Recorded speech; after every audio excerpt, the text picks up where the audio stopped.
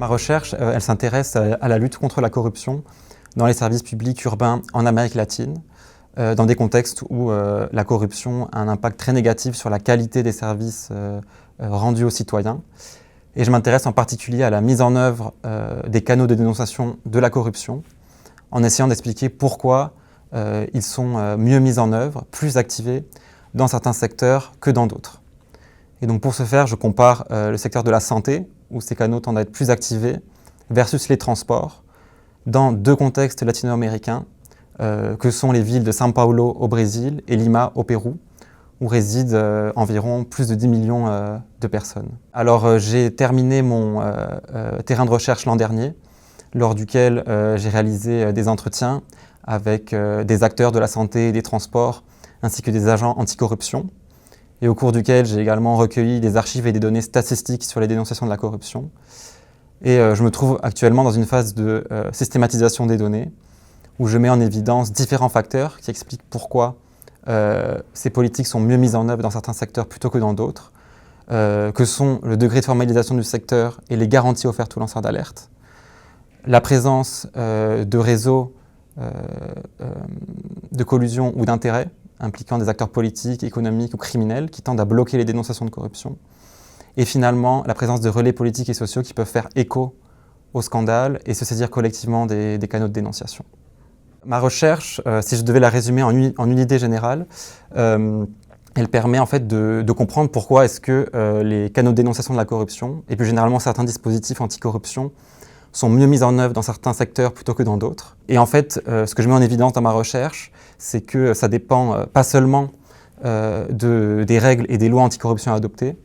ça dépend pas seulement non plus de la capacité administrative locale, donc par exemple des ressources ou du personnel, et ça dépend pas seulement non plus de la volonté politique, donc par exemple d'un directeur d'hôpital qui aurait une volonté de bien mettre en œuvre un programme anticorruption. Et en fait, le phénomène que je mets en évidence, c'est que ça dépend souvent d'une tolérance collective et multi-acteurs au sein des secteurs qui tend à banaliser le non-usage de ces dispositifs. Et cette tolérance, j'explique qu'elle peut être institutionnalisée dans les services publics. Par exemple, lorsque des contrats publics sont verrouillés et que c'est difficile de les dénoncer une fois qu'ils sont adoptés. Cette tolérance, elle peut aussi être contrainte. Par exemple, quand il y a du crime organisé, il y a des incitatifs très forts à dénoncer la corruption.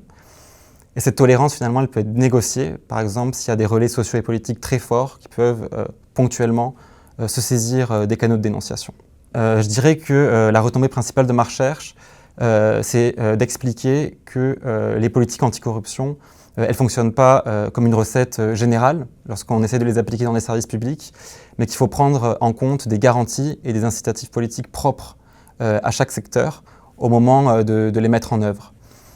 Par exemple, dans les transports, ça suppose plus de contrôle des contrats publics, plus de transparence, plus de garanties de protection pour les lanceurs d'alerte. Dans la santé, notamment lorsqu'elle est externalisée au privé,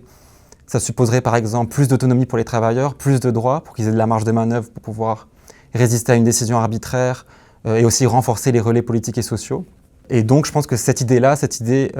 d'accompagner la mise en œuvre des politiques anticorruption, de garanties et d'incitatifs politiques durables propres à chaque secteur, c'est une idée qui peut alimenter à la fois le débat sur la conception des politiques publiques, la formation des fonctionnaires par exemple,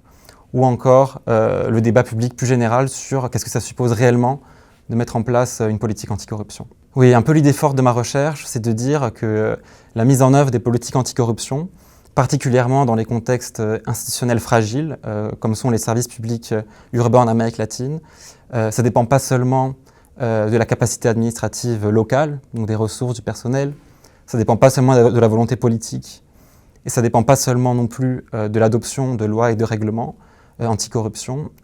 mais ça dépend souvent des configurations propres à chaque secteur et de comment s'y déploient les rapports de pouvoir.